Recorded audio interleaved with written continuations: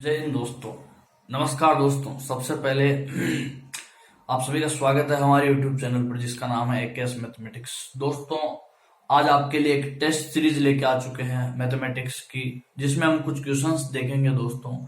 इसी तरह से टेस्ट सीरीज में लेके आता रहूंगा। तो सबसे पहले हम बात करते हैं क्वेश्चन नंबर 1 की। तो देखिए दोस्तों, पहला प्रश्न है हमारे सामने 256 की घात 0.16 इंटू 16 की घात है 0.18। दोस्तों हमारे को इसका वैल्यू पूछा है। तो देखिए सबसे पहले हम बात करते हैं यहाँ पर 256। इसको आप क्या लिख सकते हैं दोस्तों? इसको आप लिख सकते हैं, ये 16 का स्क्वायर होता है दोस्तों। ये 16 का स्क्वायर होता है 256। और 256 जिसको हमने 16 का स्क्वायर लिखा, उसकी पावर है 0.16 इंटू 16 उसकी पावर है 0.18।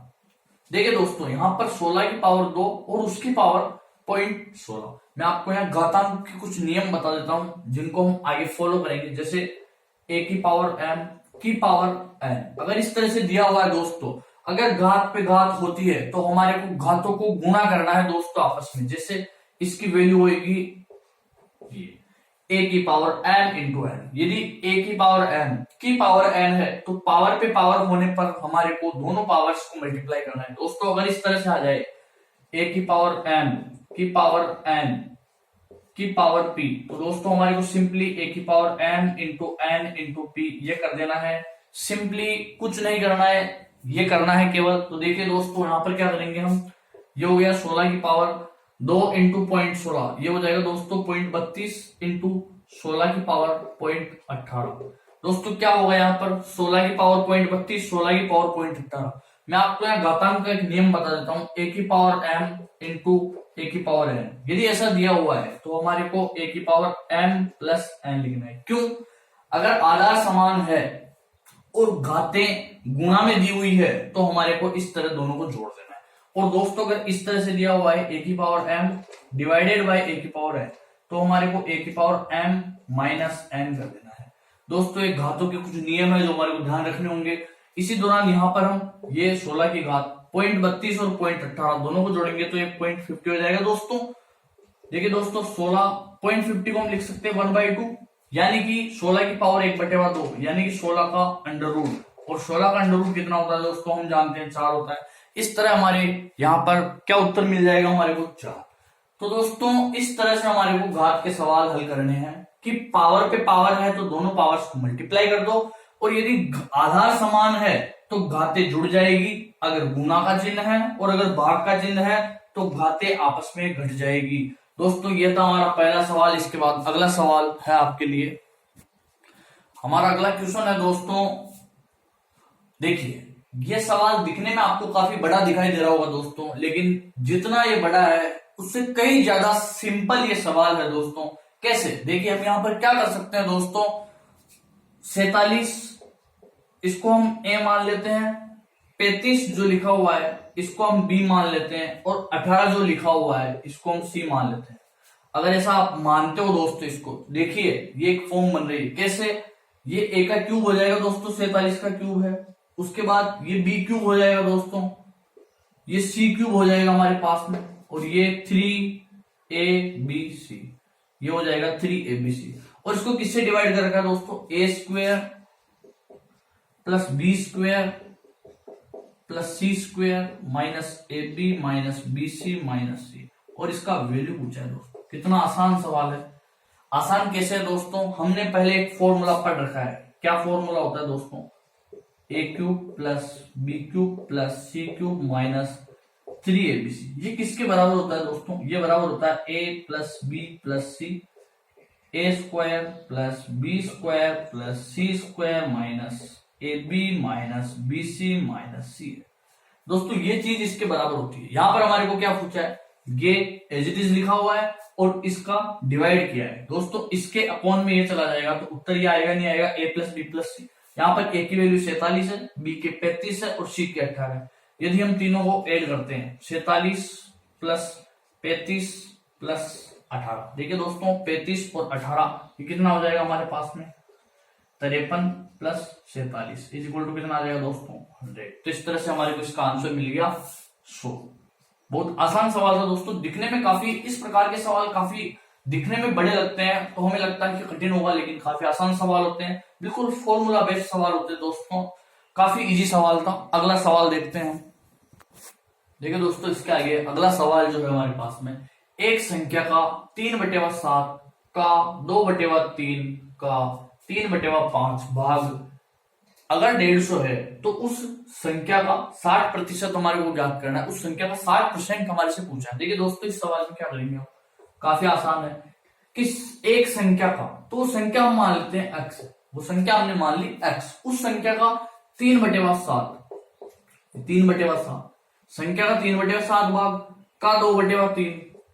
दोस्तों का मतलब मल्टीप्लीकेशन, उस संख्या का 3/7, this into multiply by that, 2/3 का 3/5, ये 3/5, और इसकी वैल्यू कितनी दे रखी, 150। सिंपली एक संख्या का 3/7 का 2/3 का 3/5, उसका आंसर दे रखा है 150, उसकी वैल्यू दे रखी है 150, और संख्या क्या मानी हमने, इस संख्या का 60% पूछा हमारे से। बहुत सिंपल है, देखिए क्या करेंगे, बहुत सिंपल, ये कट जाएगा, यहाँ पर कैंसिल आउट हो जाएगा। x इजिकल टू क्या आ जाएगा हमारे पास में 150, 5 भी उधर चला जाएगा मल्टीप्लाई में, 7 भी उधर मल्टीप्लाई में चला जाएगा, और 3/2 ये इधर डिवाइडेशन में आ जाएगा। यानी वो संख्या हमारे पास जो x हमने मानी थी वो ये आ गई एक तरह से, उस संख्या का पूछ रहा है 60%। देखिए दोस्तों क्या करते हैं, अगर किसी संख्या x का 60% निकालना है तो ये कर देते हैं x इंटू 60/100। किसी संख्या का 60% निकालना है तो 60/100। तो देखिए क्या करेंगे, यहाँ पर x का वैल्यू हमारे को दिया हुआ है, x का वैल्यू भी हमने फाइंड आउट किया, इसके वैल्यू लिख देते हैं, ये 150 into 5 into 7 divided by 3 into 2 into 100 multiplied by 60।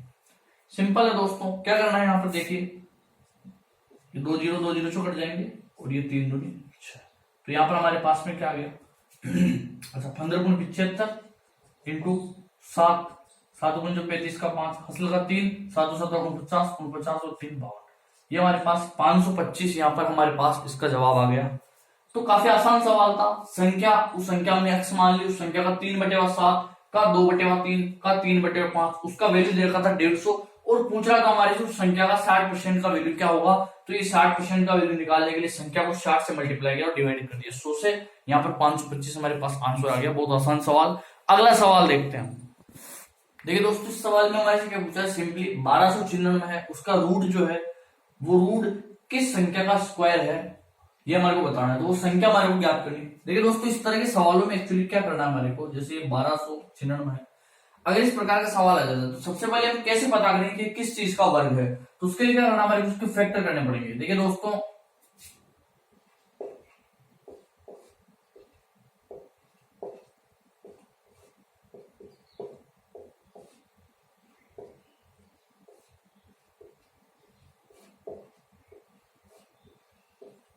ये कुछ इस तरह से इसके फैक्टर आ जाएंगे।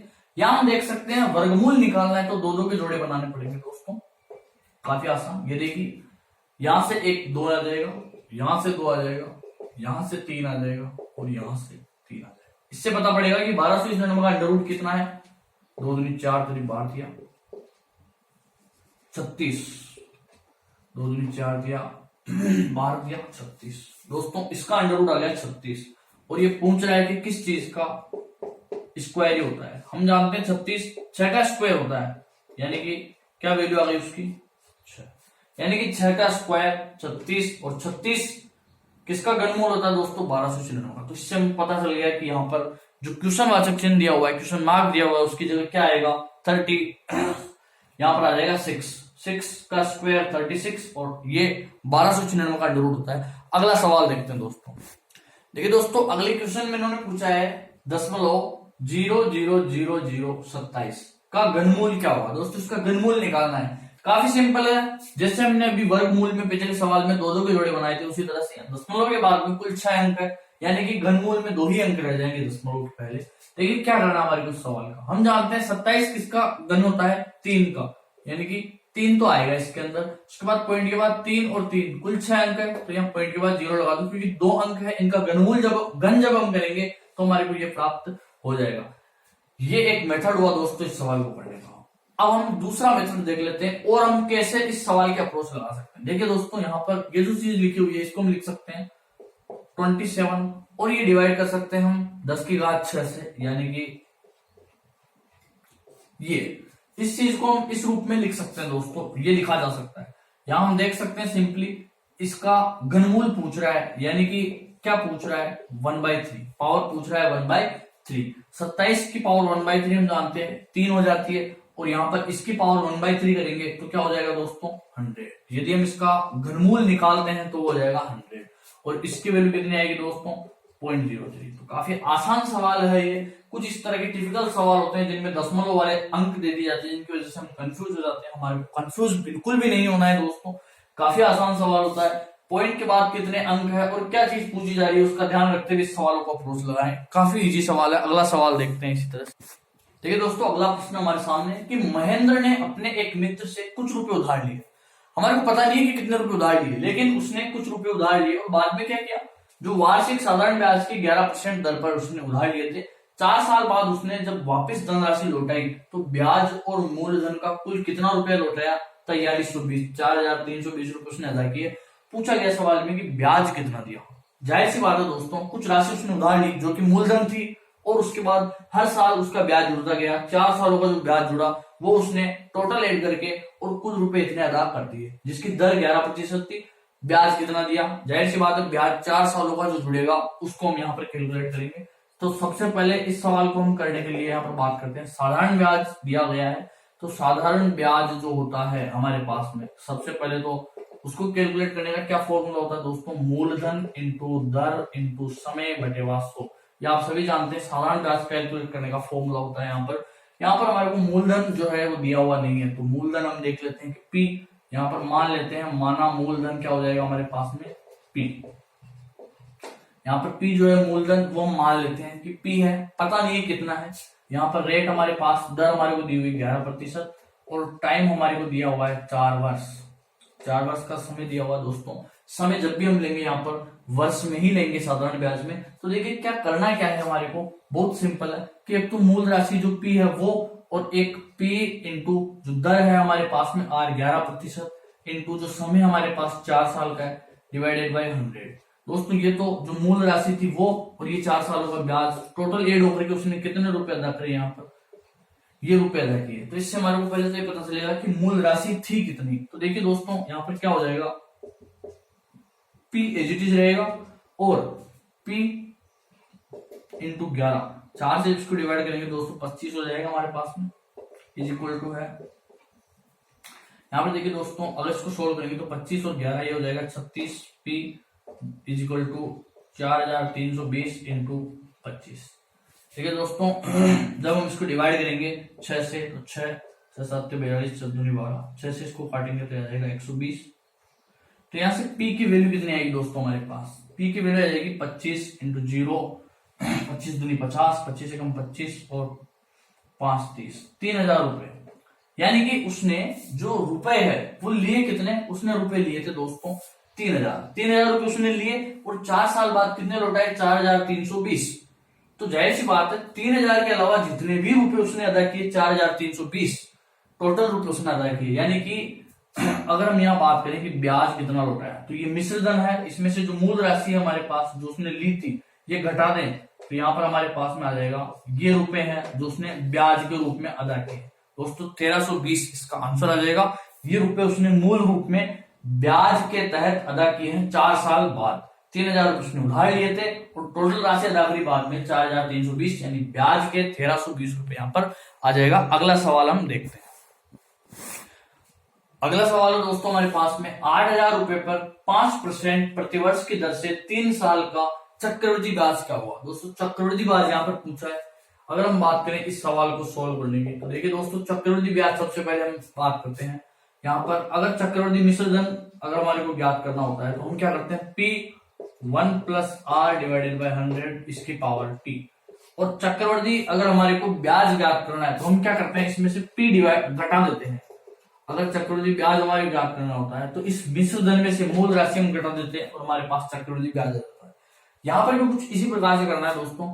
P जो मूल राशि है वो हमारे पास दी हुई है 8000, दर जो है R हमारे पास वो दी हुई है 5%, और समय जो है हमारे पास वो दिया हुआ है 3 वर्ष का। तो देखिए दोस्तों इस सवाल में बहुत आसान अप्रोच है। चक्रवृद्धि ब्याज हमारे को पूछा है, क्या करना है, P जो कि 8000 है, 1 प्लस दर यहाँ पर 5 है डिवाइडेड बाय 100, समय यहाँ पर दिया हुआ है 3 साल का, और माइनस करना है 8000 जो मूल राशि उसे। ठीक है दोस्तों, क्या करेंगे यहाँ पर सिंपली ये 8000 ये 105/100 हो जाएगा। जब 5 से काटेंगे तो ये 21/20 आएगा, जिसका क्यूब है यानी कि 21/20 3 बार आ जाएगा। देखिए दोस्तों यहाँ पर 100 है, एलसीएम लेंगे तो 100 प्लस 5 105/100 105/100। 5 से काटेंगे तो 21/20, 21/20 का क्यूब है यानी 3 बार मल्टीप्लाई है, और उसमें से हमारे को घटाना है दोस्तों 8000। ठीक है दोस्तों, 3 जीरो है, उनसे 3 जीरो कट जाएंगे, 2 दूनी 4 दूनी 8, ये 8 कैंसिल आउट हो जाएगा। ये 21 का क्यूब है दोस्तों, 21 का क्यूब हम जानते हैं 9261 होता है, उसमें से हमारे को 8000 घटाने हैं, तो ये सिंपली हमारे पास दोस्तों 1261 रुपए आ जाएगा, जो कि हमारे पास चक्रवृद्धि ब्याज आ चुका, यानी कि चक्रवृद्धि ब्याज क्या आएगा 1261 रुपए। काफी आसान सवाल था दोस्तों, समझना था, केवल कंसेप्ट समझना था, चक्रवृद्धि ब्याज किस तरह से कैलकुलेट किया जाता है वो हमारे को समझना था। देखिए दोस्तों, अगला सवाल हमारे पास में ये कि एक आदमी ने 12 वस्तुएं 12 रुपए में खरीदी और 1.25 रुपए प्रति वस्तु के भाव से उसको बेचा, तो ऐसी स्थिति में उस व्यक्ति को जो लाभ होगा उसका प्रतिशत यहाँ पर पूछा है। देखिए दोस्तों, लाभ प्रतिशत निकालने के लिए क्या करेंगे, एक आदमी ने 12 वस्तुएं 12 रुपए में खरीदी, वह 12 वस्तुएं खरीदता है 12 रुपए में, 12 वस्तु खरीदता 12 रुपए, यानी कि एक वस्तु 1 रुपए में खरीदेगा, यानी कि सीपी कितना हो जाएगा उसका 1 रुपया, सीपी हो जाएगा 1 रुपया, और खरीदने के बाद में 1.25 रुपए प्रति वस्तु के भाव से बेचता है, हर वस्तु को बेचता कितने में है, सेलिंग प्राइस जो है उसका वो है 1.25 रुपए 1.25, यानी कि हर वस्तु का सीपी है हमारे पास 1 रुपया और एसपी है 1.25। इस स्थिति में हमारे को याद करना है कि लाभ प्रतिशत कितना होगा। तो देखिए दोस्तों, क्या करते हैं लाभ परसेंट के लिए कि एसपी में से सीपी घटा दो और सीपी इंटू 100। वस्तु कितने में खरीदी हमने, हर वस्तु 1 रुपए में, 1 रुपया जो कि सीपी हमारे पास, और हर वस्तु को बेचा कितने में 1.25, यानी हर वस्तु पे 1 रुपए में खरीदने के बाद 1.25 रुपए में बेच रहे हैं, यानी कि एसपी और सीपी का अंतर जो है वो हो जाएगा हमारे पास 0.25, यानी हर 1 रुपए की वस्तु पर 0.25 का फायदा तो मुझे हो रहा है, और इंटू मल्टीप्लाइड बाय 100। देखिए दोस्तों, यहाँ पर सीधा सिंपल सा 25% आ जाएगा, और जाहिर सी बात है हर 1 रुपए की वस्तु पर अगर 25 पैसे का फायदा हो रहा है बेचने पर, तो ऑल ओवर इस सौदे में लाभ हो जाएगा हमारे को 25%। तो ये लाभ प्रतिशत था, बहुत आसान सवाल है दोस्तों, दिखने में आप देख सकते हैं। देखिए दोस्तों, अगला सवाल हमारे पास में क्या है कि 2 संख्याएं हैं, उनका अनुपात दे रखा है 5:9, और कह रहा है कि अगर हर संख्या में 9 जोड़ दिया जाए तो 9 जोड़ने के बाद वो जो अनुपात था वो अनुपात 16:27 का हो जाएगा। पूछ रहा है कि वो संख्याएं आपस में क्या होगी, संख्याएं क्या करनी। अगर दोनों संख्याओं का अनुपात 5:9 हो तो संख्याएं 5x और 9x में मान सकता हूं, इन दोनों का अनुपात 5:9 हो जाएगा। दोनों संख्याएं हैं 5x और 9x। साथ में कह रहा है कि प्रत्येक संख्या में अगर 9 जोड़ दिया जाए, यानी 5x में भी 9 जोड़ दिया और 9x जो था उसमें भी 9 जोड़ दिया, तो ये अनुपात क्या हो गया 16:27, यानी कि 16 दो संख्याएं थी 5x और 9x, 5x और 9x दोनों में 9 जोड़ दिया और अनुपात हो गया 16:27। पूछ रहा है संख्याएं क्या होगी, सिंपल है दोस्तों, इनको क्रॉस मल्टीप्लाई करें पहले, तो देखो 27 इंटू 5 ये हो जाएगा 135x और 27 इंटू 9, इसी तरह से 16 इंटू 9 ये हो जाएगा 144x और ये हो जाएगा 16 इंटू 9। देखिए दोस्तों, यहाँ पर क्या है कि 135x उधर चला जाएगा तो ये हो जाएगा हमारे पास में 9x, और उसके बाद 27 इंटू 9 16 इंटू 9 उसको इधर लेके आते हैं तो 9 कॉमन आ जाएगा और 27 में से 16 जाएगा तो कितना आ जाएगा 11, 9 से 9 बढ़ जाएगा। x की वैल्यू कितनी आ गई दोस्तों 11। हमने संख्याएं क्या क्या मानी थी 5x और 9x, तो 5 इंटू 11 एक संख्या हो गई 55 और दूसरी हो गई 99। सवाल की हम जांच कर लेते हैं कि क्या ये जो दोनों संख्याएं हमारे को प्राप्त हुई यह सही है। कैसे करेंगे, देखिए दोनों संख्याओं में 9 जोड़ दिए, 55 में 9 जोड़ा आपने तो कितना हो जाएगा दोस्तों 64, और 99 में अगर आप 9 जोड़ेंगे तो ये कितना हो जाएगा 108 हो जाएगा दोस्तों। अब जब हम इनको डिवाइड करेंगे, देखिए डिवाइड किससे करते हैं 4 से कर लेते हैं, तो ये हो जाएगा हमारे पास में 16 चौक 64 और 4 से जब इसको डिवाइड करेंगे तो ये हो जाएगा 428। देखिए आप इनका अनुपात कितना हो गया 16:27। यही पूछा था, दोनों संख्याओं का अनुपात 5:9 है, 55 और 99 दोनों का अनुपात 5:9 है। प्रत्येक संख्या में जब 9 जोड़ दिया तो ये हो गया दोनों का रेशियो हो गया 16:17। यही पूछा था संख्याएं क्या है, संख्या हो जाएगी 55 और 99। तो इस तरह से ये काफी आसान सवाल था दोस्तों, दिखने में थोड़े कठिन लगते हैं सवाल, बाकी बहुत आसान सवाल है। ये अपने पास में एक तरह से रेशियो प्रोपोर्शन का सवाल था। अगला सवाल देखते हैं। अगला सवाल है दोस्तों, यहाँ पर देखिए, ए एक व्यवसाय 3500 रुपए से आरंभ कर रहा है और 5 माह बाद बी जो है उसका साझेदार बनता है और 1 साल बाद दोनों का जो प्रॉफिट हो रहा है टोटल उसको 2:3 में वो बांट देते हैं। यानी 5 भाग है जिसमें से 2 भाग ए को दिया जाता है और 3 भाग बी को दिया जाता है। पूछ रहा है बी का पूंजी निवेश क्या है, बी ने कितने रुपए लगाए हैं। जाहिर सी बात है दोस्तों, व्यापार में, सौदे में कुछ भी अगर प्रॉफिट शेयरिंग होती है तो हम जानते हैं वो जितनी पूंजी उन्होंने लगाई है, जितना रुपया उन्होंने निवेश किया है, उसके आधार पर भी ही जो बाद में उनको लाभ होता है उसका बंटवारा किया जाता है, उसका डिवाइडेशन किया जाता है। तो यहां पर हम देखते हैं कि ए जो है वो 3500 रुपए से व्यापार आरंभ कर रहा है, ए और बी। ए ने 3500 रुपए लगाए, लेकिन इसने पूरे 12 माह के लिए लगाए दोस्तों। 3500 रुपए लगाए पूरे 12 माह के लिए कंप्लीट इसने लगाए, जबकि बी जो है वो 5 माह बाद आता है, यानी कि बचे हुए 7 महीने के लिए लगाए उसने। अब x रुपए लगाए होंगे क्योंकि बी का पूंजी निवेश क्या है यही पूछ रहा है, मान लिया x। हम जानते हैं जितनी मुद्रा, जितनी रुपए, जितनी राशि ये व्यापार में निवेश करते हैं उतना ही अनुपात में इनको प्रॉफिट होता है। तो ए का प्रॉफिट है 2, बी का प्रॉफिट है 3। दोस्तों इस तरह का सवाल जब भी हो हम क्या करेंगे, यहाँ पर क्रॉस मल्टीप्लाई कर सकते हैं, जिससे काफी आसान। क्यों, ए ने जितने रुपए लगाए और बी ने जितने रुपए लगाए उसी अनुपात में उनको प्रॉफिट हो गया। दोस्तों यहाँ पर ये अनुपात समानुपात हम कह सकते हैं। यहाँ पर उस कंसेप्ट से हम इस सवाल को सोल्व कर सकते हैं। तो देखिए आप यहाँ पर क्या करेंगे कि ये 3500 इंटू 12 और ये 7 into X is equal to 2:3। इनके द्वारा लगाए गए जो रुपए हैं उनका अनुपात इनके द्वारा प्राप्त किए गए लाभ के अनुपात के बराबर हो जाएगा। तो देखिए आप यहाँ पर 7 × 35 ये हो जाएगा 500। एक्स की वैल्यू निकालनी है, एक्स इंटू 2 और यहाँ पर ये मल्टीप्लाई हो जाएगा 3 × 12 × 500। देखिए आप इसको सोल्व कर सकते हैं। एक्स 2 से काटेंगे इसको तो 6, 6 3 18 मल्टीप्लाइड बाय 500, 2 0 21, 18 5 90। यानी कि बी ने कितनी राशि निवेश करी, जो हमने एक्स माना था बी का निवेश, तो बी की पूंजी कितनी आ गई यहाँ पर 9000 रुपए। तो बी का निवेश कुल कितना आ जाएगा हमारे पास में 9000 रुपए। तो काफी आसान सवाल था दोस्तों ये भी। तो इस तरह से आज हमने टेस्ट सीरीज में कुछ क्वेश्चंस पे डिस्कशन किया दोस्तों, लगभग 10-12 क्वेश्चन हो गए। तो दोस्तों इसी तरह से मैं हमेशा आप लोगों के लिए अलग अलग टॉपिक्स से काफी सारे क्वेश्चंस लेकर आता रहूंगा। तो अगर आपको वीडियो अच्छा लगा हो, आपको सारे डाउट्स क्लियर हुए हो, क्वेश्चंस कोई समझ में नहीं आया हो, तो मुझे कमेंट करें आप कमेंट बॉक्स के अंदर। और अगर आपको वीडियो अच्छा लगा हो तो लाइक करें, कमेंट करें, शेयर करें दोस्तों, सब्सक्राइब करें चैनल को। इसी तरह से मैं आप लोगों की हेल्प करता रहूंगा। और